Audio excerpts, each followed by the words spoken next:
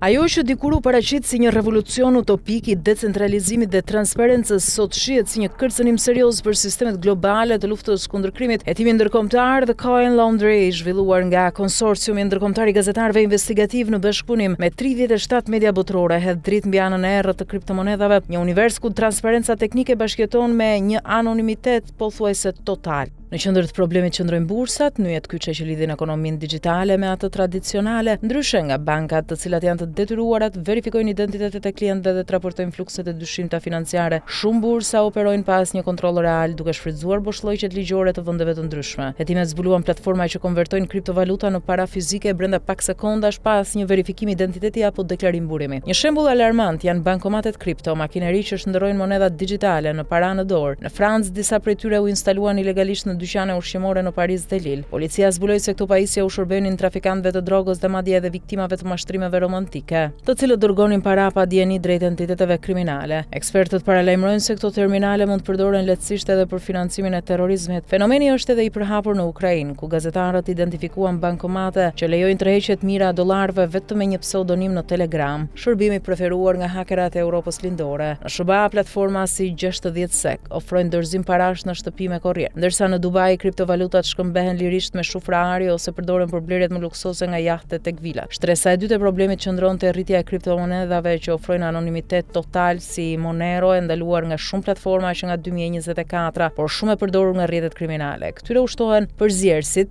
mixers, mekanizma që prishin çdo gjurmë transaksionesh dhe e bëjnë pothuajse të pamundur identifikimin e pronarëve të fondeve. Sipas kompanisë analitike Chainalysis, rreth 28 miliardë dollar me origjinë të dyshimt pritet të kenë kaluar nëpër bursa vetëm gjatë viteve 2024-2025. Disa platforma ofrojnë madje edhe paketa speciale, një prej tyre 001K premtoi $10.000 para në dorë për $9.757 në kriptovaluta, një sinjal I qartë për ekspertët se pas saj fshihen rrjetet më dha kriminale që duan të pastrojnë keshin. Hetuesit janë gjithashtu të shqetësuar për sjelljen e bursave të mëdha ndërkombëtare. Binance, dikur një partner I rëndësishëm në dosjet e pastrimit parave, tani po hetohet në Francë për mos respektim të detyrimeve të sistemit, një klientin tënd. Sipas burimeve gjyqësore europiane, platforma ka kufizuar ndarjen e informacionit, duke ndërlikuar punën e hetuesve që janë gjithnjë më të varur nga bashkëpunimi I këtyre kompanive. Në këtë sfond, SBA ka dhënë sinjale të turbullta. Administrata e presidentit Donald Trump ka lehtësuar rregulloret që lidhen me platformat e kriptovalutave dhe madje ka falur I shefin e Binance, Changpeng Zhao, një lëvizje që sipas ekspertëve I jep një mesazh të gabuar industrisë. Në fund, hetuesit e sektorit financave të errta paralajmërojnë se krimi ka gjetur mjetin perfekt, global, të shpejt, të anonimizuar dhe shumë pak të rrezikshëm për të transportuar sesa paraja fizike. Ndërsa teknologjia evoluon me shpejtësi, rregulatorët po e humbin terrenin. Ky është realiteti I ri financiar ku, siç e përmblodhi një prokuror francez, nëse nuk I mbyllin platformat më të pasigurta, do të hyjmë në një epokë të re, një perëndim të egër të kriptomonedhave.